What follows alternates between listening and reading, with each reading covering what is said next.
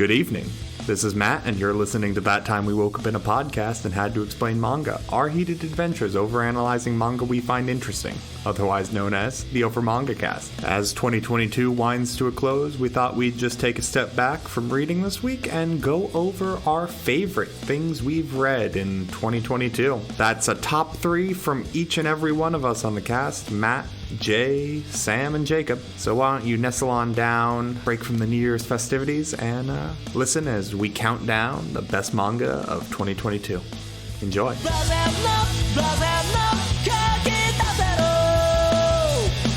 Hello everyone, and welcome back once again to the OverMangaCast. My name is Sam. Normally at the top of the episode we would talk about what our familiarity with the property we read this week is, but it's the end of year recap, so that's redundant. Instead, it's time for the top 3 of 2022. Hooray! It's been a pretty good year for manga and for us here on the podcast, so I'm excited to talk about what we've got this year. It was kind of nice taking a look back down memory lane to make my list. The end of the year was pretty hectic for me personally. I think that might be true for a lot of us. Yes, that is a universal sentiment, I think, on the podcast. I think that's a universal sentiment in general, but it was nice to reflect on the new stuff that we discovered and things to maybe, New Year's resolution, read the things we say we're going to get back to eventually. Indeed. So we've got a top 3, one for each of us. This is specifically of things that we have read that are new this year for us here on the podcast. And we will start off, as all good lists do, at the bottom with number 3.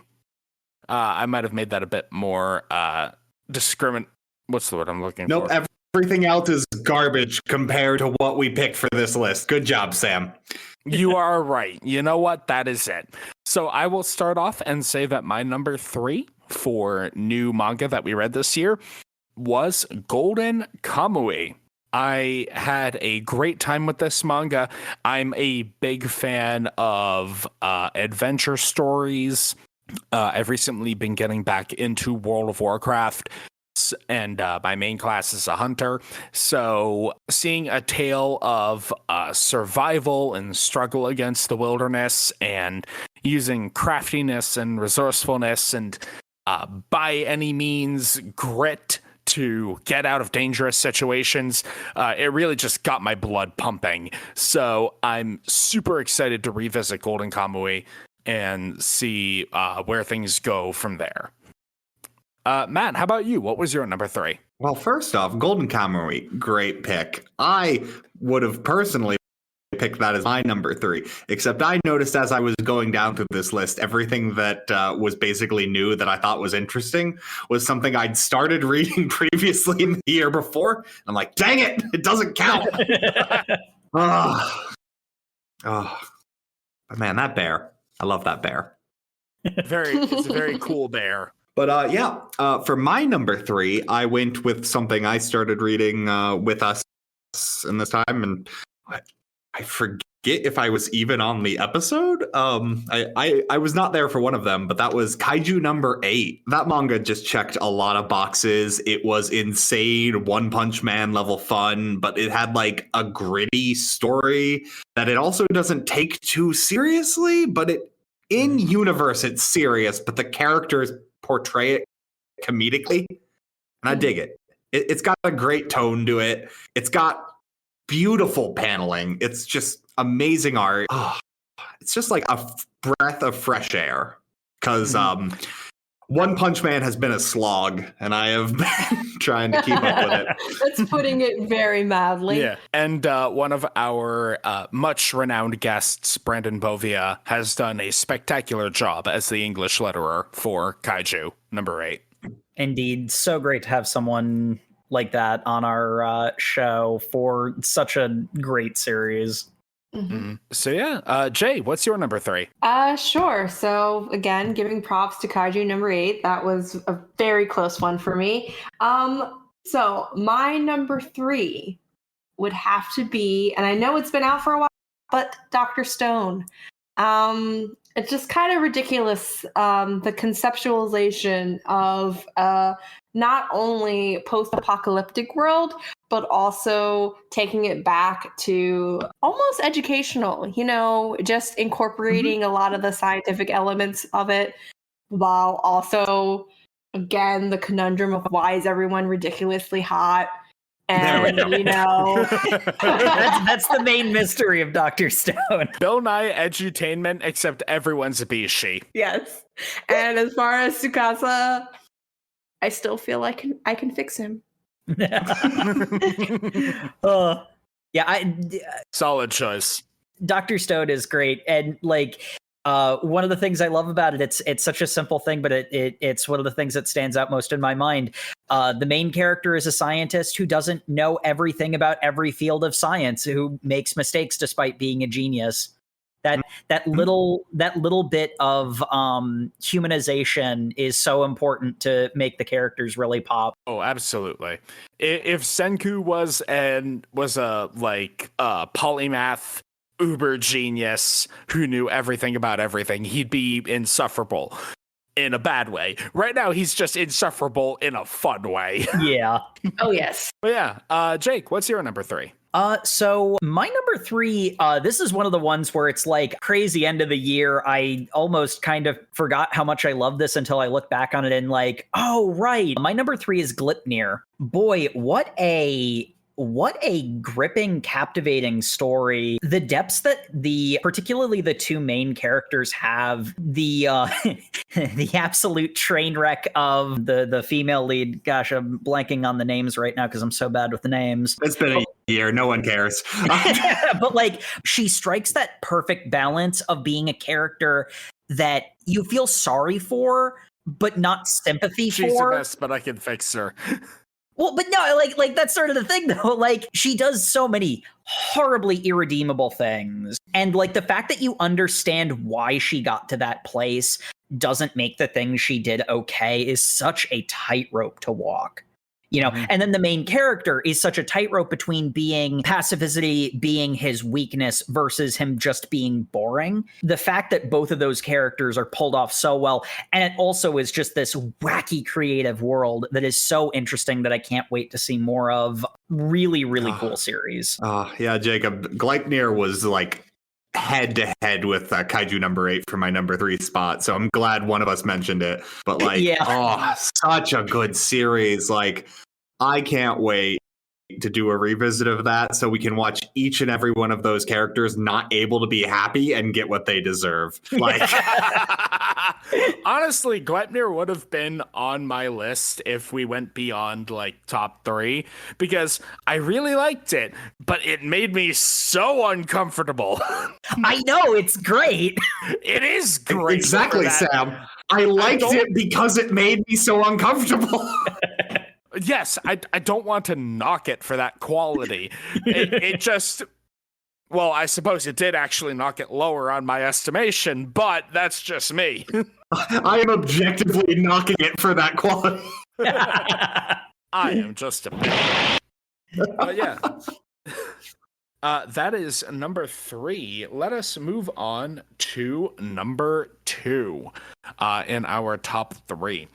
So, this one, for me, number 2 was Lucifer and the Biscuit Hammer, which is really not a surprise because it's my aesthetic, and then it's my aesthetic, but cranked up by 50%, because it's got all the wacky, go beyond limit shattering stuff of Gurren Lagann, but without that classic trigger super scaling, which makes it seem, it makes the bell curve seem more not realistic, but understandable.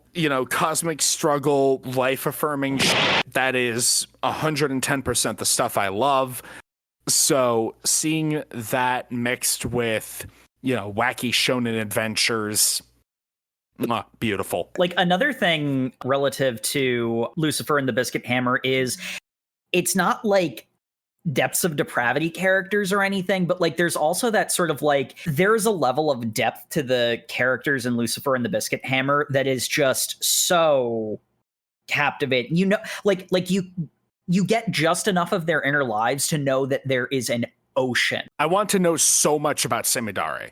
Like, I mean, we know a keyhole like peak of her life, and I want to know so much more. Real stakes in that series too. It's very good about it's a shonen, but the characters don't feel safe, like is a common problem with shonen series. Sam, did you end up checking out the anime for Lucifer and the Biscuit Hammer? I heard it was bad, so I didn't. It was very bad.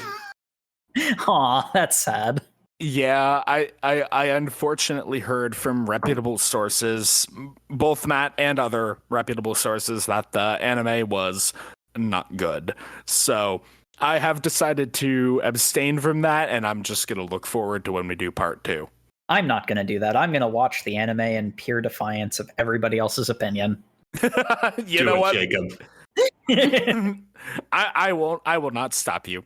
Matt, how about you? What's your part? Or your number 2? So yeah, my number 2, oldie but a goodie. It's amazingly something I hadn't read until this point. Berserk. Oh, where do you even go in? That was such my aesthetic of like dark fantasy of a hero who's kind of burnt out on doing the right thing, but is still doing it, but like sees it more as a curse put upon him. Like, I just. Mm-hmm. Super nonsense medieval technology. Like, man has a crossbow that fires like 100 shots of like stakes, and I'm like, out of his metal hand, buddy. The size of the ammunition you're pulling right there, that might just be better than a gun in situations, because that's just a solid chunk of wood. Like, Here's another case where what a series of great character, mostly. I mean, not to say that the rest of them are bad, but Guts is another character where you see the surface level aesthetic of him, but there's still so much more beyond that to explore. Mm-hmm. Oh, absolutely. The only reason Berserk did not make it onto my list was because I thought it would be cheating to have something I knew I would objectively love on the list. Oh, wow. The Dark Souls player loves Berserk. Yeah, okay, that explains it. Did I not allow myself to pick Chainsaw Man last year? I think I did. So that tracks. I believe so. Yeah. Yeah, because it's a change in opinion. Jay, how about you? What was your number 2? So my number 2 comes as no surprise because it involves gorgeous men. But I would have to say Blue Lock. And I know I come under fire for this. I'm not a huge fan of sports anime. That's fine. You can be objectively wrong. But I had to make an exception for this because it's a sport I do understand. I did play a long time ago, so there's that. And I literally had to say this is a page turner. It was just so intense. I was engaged the entire time, and there were hot guys involved. It's a 10 out of 10 for me. Blue Lock is one of the ones that would have been my number 1 if I hadn't started reading it last year. Fair. And the fact I read the most manga out of this group really bites me in the butt a lot of times when we do these. I mean, I read a lot of manga too, just none that I would recommend for this podcast. Fair. Jay, those aren't really manga so much as smut. I mean, they're not all smut, Matthew. You don't know me. All of them. No, seriously. So not most of them. I would say less than 20%, actually. I'm sure Fangs has a story. I couldn't find it. Anyway, Blue Lock. That's another one where one of the big things for me, because I really like that series as well. Again, it's the characters. Not so much they have like this like vast ocean of self beyond what you see. But more so watching the main character's journey as he's awakening to this different part of himself and really grappling with it, because he's not sure he likes the person he's becoming. Yeah. It's a very fun character dynamic. Full out, like turning your worldview on its head, like first and front, right out there. I mean, do I want to be the soft, nice person who I think everyone likes, or do I want to achieve my dreams and do something for myself? You know, and it's not like constant conflict. And even on the larger scale, it just kind of pulls into focus just the consciousness of Japan versus the rest of the soccer world. It's just kind of like, listen, Japan, you got to get the intense individualism of the rest of the world. Yeah. I am him. I like how for the World Cup this year, Japan's uniforms had Blue Lock inspiration on them. They know. I'm still going to buy that jersey as soon as it comes out. Jacob, your number 2. My number 2 is almost entirely a pick of vibes, Call of the Night. Perfect. I wanted to put it on my list, but I didn't, so I'm glad someone else did. Yes. Call of the Night is actually a series I've chipped away a couple of chapters. I've been mentioning I've been trying to actually read the things I say I want to read. Got a couple of chapters further into it. There's something comfortable about it, you know? It speaks to things that I've experienced, like that whole aspect of like the night just being different and all. Really fun characters. This is a character-driven series, so obviously they have to carry it. And Nazuna, I believe, is the... female lead. She is a hilarious train wreck. Your girl Nazuna.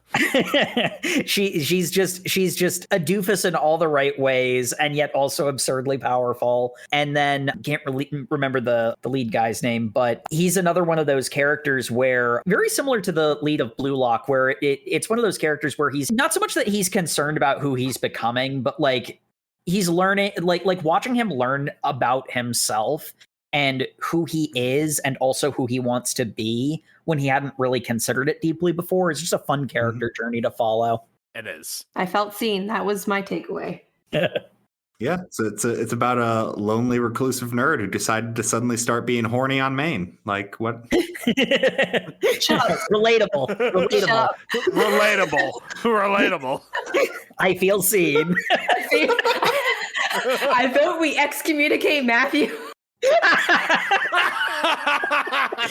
You are kicked off this island. What am I going to do with all my good manga opinions? Start your own podcast. Get Colton, get Brandon. Just wait a minute. That sounds better than ours. Instead of trash taste, it's good taste. Coming never when we get 500 patrons on the Patreon we don't have. Anyway, this is halfway through our list this year. I know what you're thinking. How is it halfway through and you've done 2 out of 3? That is a surprise. But we will be back right after this.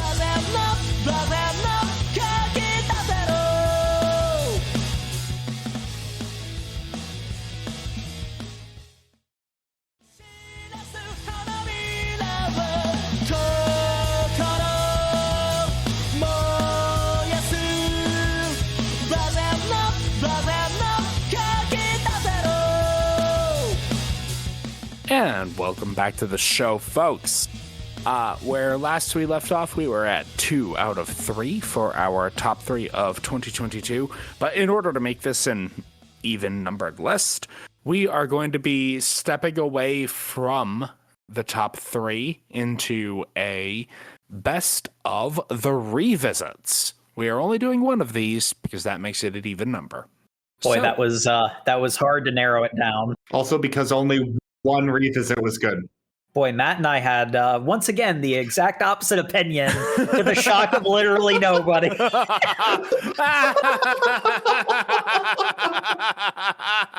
So anyway, my top revisit was Spy Family, to the shock of no one.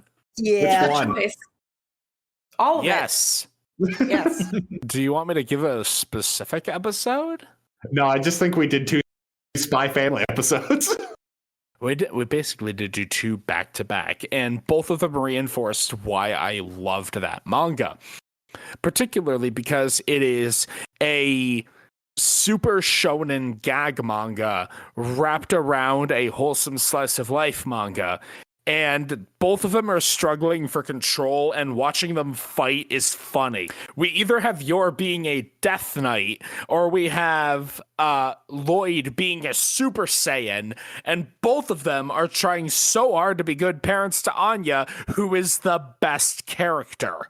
I forgot the name of the other secret agent who's deeply in love with Twilight, but she was the best part of that revisit.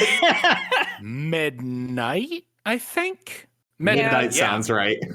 Midnight and Twilight, they belong together. They objectively don't. They're separate times. I will say this, Yor Anya is the best character, but Yor gave Anya a run for her money in that last section we did. When's Spy X Family going to get to the end of another arc so he can do another part? Gosh, I love that. That's another one I've been chipping away at. Absolutely. Bond does some cool stuff. He gets to be a hero in the next bit. Bond is goodest dog. Yes. Canonically. Yes. So, Jake, I don't think we need to ask what your revisit is. Actually, that might surprise you. My revisit is Fire Force. Is it because it has a bomb-ass OP? It has several. Well, Yes. yeah, it has several. No, honestly, the thing I found is it because it's got a bunch of bomb asses, OP? It does. It also has those. It does have that, but that's not the reason why it's my best revisit. So the thing about Fire Force is I didn't dislike the first section of Fire Force, but it really didn't feel like it was a for me thing, which it should have been. It had all the hallmarks of something I'd like, but I had a couple of particular criticisms of it. And the crazy thing is, basically all of those criticisms were acknowledged and not like ignored, but like built upon to, solve those problems in the second part. And it suddenly became very much my taste I thought it would be when we had started. I don't know. It's a very personal thing, but it felt kind of gratifying that I pointed out a couple of things that I felt weren't meshing very well with Fire Force. And then to see it address those sort of made me feel like, perhaps my analysis was, when you're the analytical one, sometimes you worry you're grasping at straws. And in the case of Fire Force, I wasn't, Take a series that's already very much my taste with some really good characters and smooth out the problems I had with it. And how could it not be a series I love? Though I will say it was a very close race. We only had one best revisit. I loved a lot of the revisits we did this year. Look, they all can't be Platinum End. Platinum End was on my list. Matt, do you have something you want to say then? Oh, yeah, for my revisit, I think obviously it should come as no surprise. My favorite revisit we did this year was Klaus, because we got the Pola Cola Wars. Yeah. I said it in the last episode and I'll say it again. I need to know what is happening on the moon. Give me the Moon Civil War issue. I loved Klaus last year, but like the one hang up, I'm like, this thing was teetering between this is a parody and it's doing an actual gritty reboot. If it was just a little trimmed down, it would have been perfect. And then this year, we just got two complete stories that are just comic book nonsense nonstop. And I'm like, good, 30-minute Christmas special. I'm happy. And one of them is the Pola Cola Wars. Me and my father, Agamemnon Partridge III, fought Santa to a standstill. At his workshop, the siege lasted 40 days and nights. Hey, I'm evil Santa from the dark side of the moon. Also, I'm a vampire. Also, I'm a werewolf. Are we going to explain most of this? No. From the dark side of the universe. That ruins the fun. Also, I'm literally just Lobo. It is just Lobo, but it's the dark side of the universe, accessed from the dark side of our moon. Yeah. Yep. Meanwhile, Millhouse cute for quality partridge. Grandpa, we could just make money by exploiting people. Like a real corporation. We don't need to sell the souls of children to space aliens, Grandpa. Did I tell you we used to work with Nazis too? I'm like, Grandpa, stop saying things. Grandpa, take your medicine, Grandpa. Jay, what was your revisit? So my revisit wasn't anything too special. It was just, an old tried and true favorite, Frankenfran.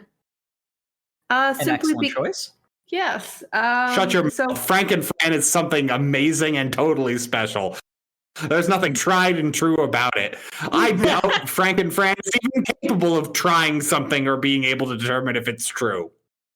I guess we'll find out along the way. She has the best intentions, and that's all that matters. Maybe, possibly, depends on what pays her more.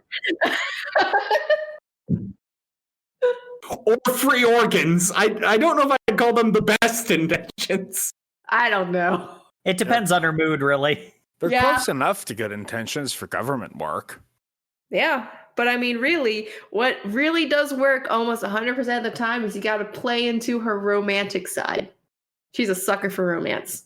But yeah, Frankenfran for the above reasons, and because I'm the weird person who likes horror and a little bit of the extraordinary abstract thought. There were a lot of philosophical conversations that were had during this episode. So yeah, that was why it was one of my favorite revisits. And so, with our revisits out of the way, now we get back into the nitty-gritty. And so we come to the... Drum roll, please. And with that drum roll, number one. So, my number one of 2022 was Blue Lock. That's a good choice, obviously. It was my number one because it was easily the biggest surprise for me of the year. No, please tell me how the thing I told you was amazing was amazing. It was amazing, okay? Okay. So, I am not a massive fan. I think I'm at the midpoint between Jay not liking sports manga and Matt loving sports manga. I'm just kind of mid on sports manga. And then I read Blue Lock and I discovered that the true secret to soccer supremacy was self-inflicted ego death. And I understood that this manga was incredibly base. Something about a story that both ran so countermand to my own values and so parallel to them somehow at the same time. It captivated me. Mm-hmm. I see. Blue Lock is amazing. It has special. a very strong, really special. It is a very strong philosophy, and it never lets you forget it for a second, but it gives you so many characters that have like different fractured points on that philosophy of what it means to be an egoist, of what it means to throw it all on the floor to the like betterment of only your own benefit. But there's still people who are like, well, I can drag people behind in my wake. And I'm like, sure, but you got to know anything that isn't putting you out front and center is a weakness. Oh, and it's just people fighting constantly. And my favorite part about Blue Lock is the arc we ended on was a mid-arc. We're only halfway through the first arc, so we got to do at least a part 2. Oh, yeah. Right. Definitely be on board for a part 2. Yeah, that's another fun thing about Blue Lock is that because it's the kind of series that doesn't give answers, it poses questions from a philosophical perspective, and it makes it so much fun to talk about, you know? Mm-hmm. It doesn't have a definitive view. And like the one person in it who seems to have a view of everything, everyone hates, and he also might be lying to them. So yeah, that was the thing that near the end of our reading I took away from the most. It's like, does he believe what he's saying, or is there more to this going on? Which is a great way to write. You always want your audience asking questions like that. It's philosophy that it just flops dick out on the table from the beginning, it really is this just intersect of the two ways I have of thinking. Because, I think like in a community-minded sense, people need to work together in order to become stronger. That's the way our species survives. And then also, you got mine. I'm the strongest. I'm the best. I top the DPS charts. I got the epic loot. Just the World of Warcraft draws out the savage primal state of man mindset. And I tried to warn you, that brings out the worst in you. And it just smashes them into each other, and either one is going to win or they're both going to fuse, and I need to know. Anyway, Matt, what was your number one? So my number one, man, if I hadn't read Blue Lock on its own, I think it's pretty clear that would have been mine. But not to take away from my number one, which I absolutely loved this year, was like straight out of left field. I didn't expect myself to love it as much as I did. Chihaya Furu. Oh, wow. Very good pick. Very good choice. I'm glad that you brought that one up, because we had so many good ones. It wasn't super high on the list, but thank you for bringing it up, because that's another one that I've been reading on my own. Funnily enough, it has the same kind of vibe of a sports manga, and like that idea of I want to be better. How do I be better? And like I forget her name. Chihaya. Main character girl. Is it just Chihaya? It is Chihaya. Yeah. Yep. I'm okay. But her whole thing is just like, I want to make friends doing this and I want to win, but I want to do it the friendly way. And I'm like, oh, but can you do it? And she's like, no, I'm going to do it that way. I'm like, oh, wow. But what about your two friends who you want to take along? One of them quit the game. And it's just, it's everything I loved in Blue Lock. If Blue Lock also had juicy relationship drama. Mm-hmm. It's everything in Blue Lock. If Blue Lock actually committed to MC-kun, whose name I don't remember, needing to high five both of his boyfriends at the same time. I mean, there's a fine line, and I mean, like, not for nothing, Chihaya Furu in a lot of ways is sort of like a more, and I mean, like from an aesthetic perspective, it is almost a more friendly Blue Lock. Mm-hmm. It has great character drama, and it's a good thing you don't really need to know all the rules of Karuta, but the intensity of the matches, the degree to which it matters to the participants is one thing that Chihaya Furu does amazingly well. Mm-hmm. All right. So with that in mind, Jay, your number one. Well, favorite, I've referenced it several times throughout this podcast, but Dan. Shout out to Jump Cody for recommending. I've been obsessed ever since.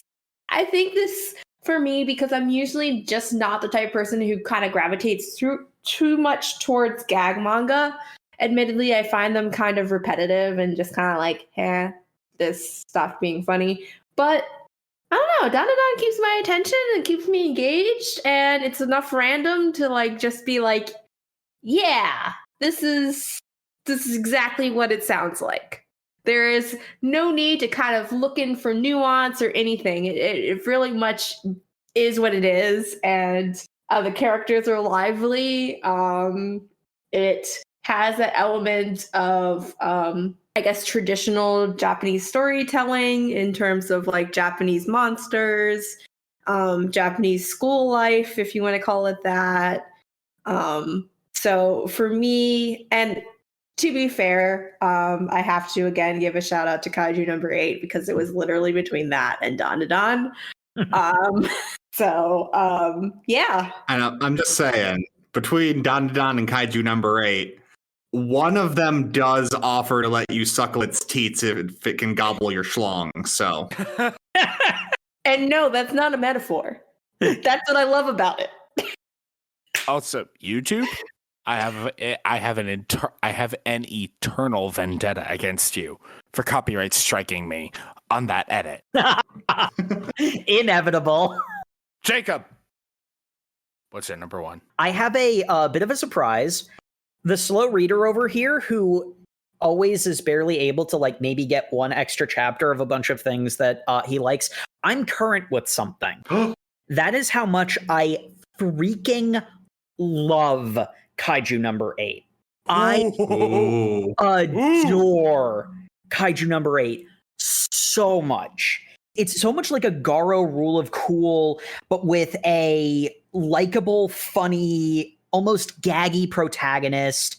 The thing I like most about it is also my only real complaint with it is its snappy pace is so wonderful. It's so easy to just go to the next chapter and be done with it before you even realize, you've turned that many pages. I do feel like, generally speaking, and this is mostly to do with our second episode on it, I do feel like sometimes Kaiju number 8 goes a little bit too fast and it's full on plot arcs. Because I feel like there was more they could have done with Kafka having like a secret identity as Kaiju number 8. But like time flies when you're reading Kaiju number 8 and you're just like, you want to, where's the next chapter? It's not out yet, like the fact that I've bumped into and currently have bumped into the entire breadth of what's been released. I don't do that normally. And it's just a testament to how quick and how fun and how enjoyable Kaiju number 8 is. I'm impressed.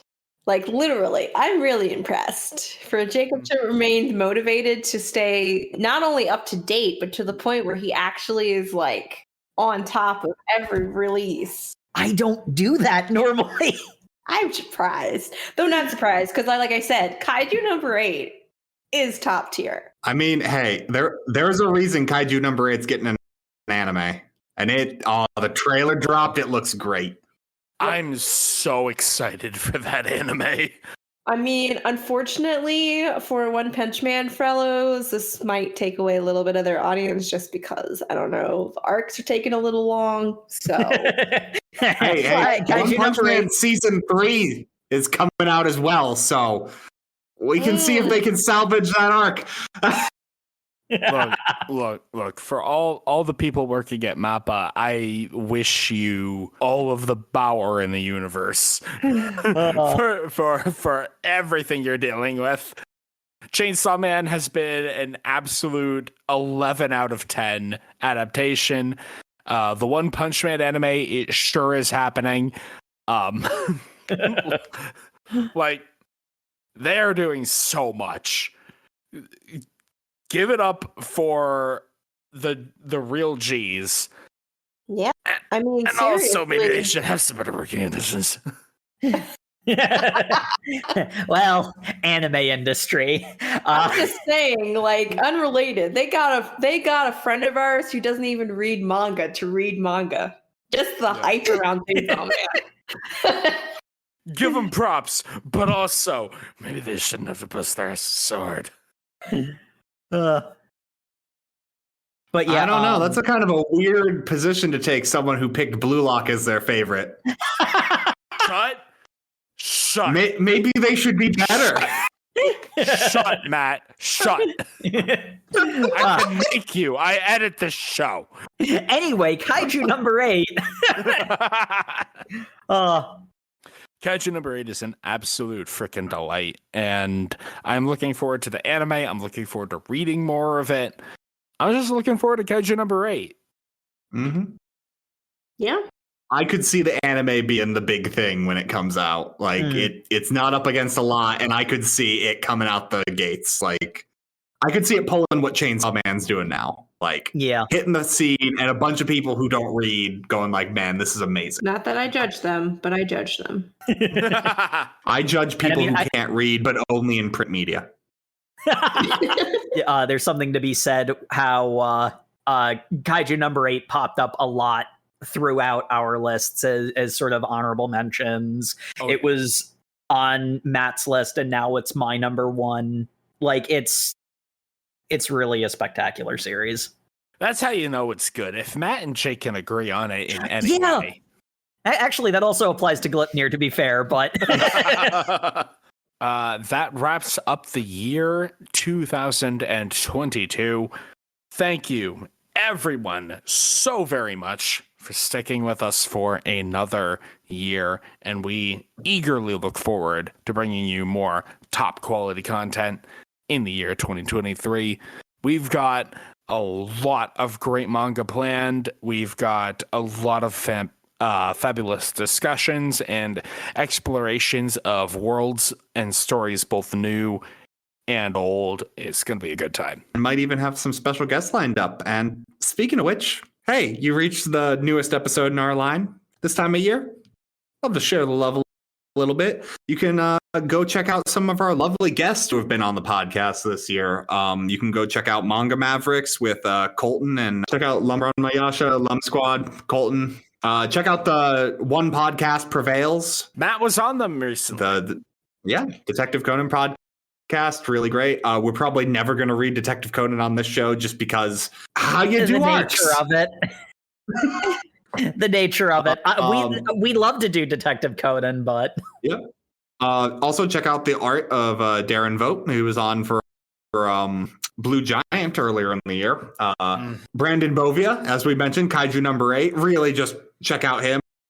He has a One Piece at a Time podcast, I believe is the name.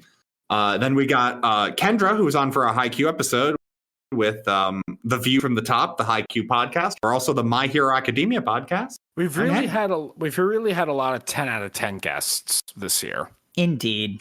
And they wouldn't be 10 out of 10 guests if they weren't on a 10 out of 10 podcast. So follow OverMangaCast on all of your social medias, where we are at OverMangaCast on Facebook, Twitter, Instagram. And just because it's still the holiday season, we do appreciate 5-star reviews on any and all places you can do it. iTunes, Spotify, wherever they'll let you click the 5-star, do it.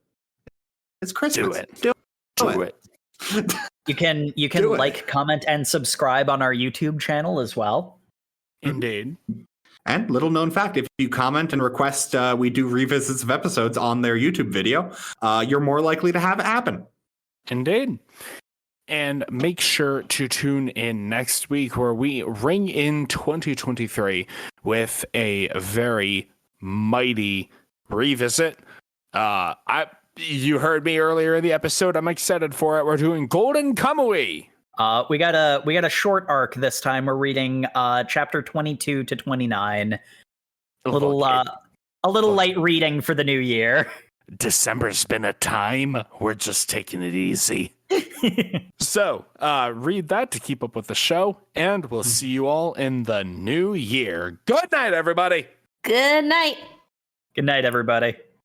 Okay, so what you're going to want to do now is pause the podcast, and then you're going to wait until 11:50 on New Year's Eve, and then you're going to unpause it right now. 10, 9, 8, 7, 6, 5, 4, 3, 2, 1. Happy New Year!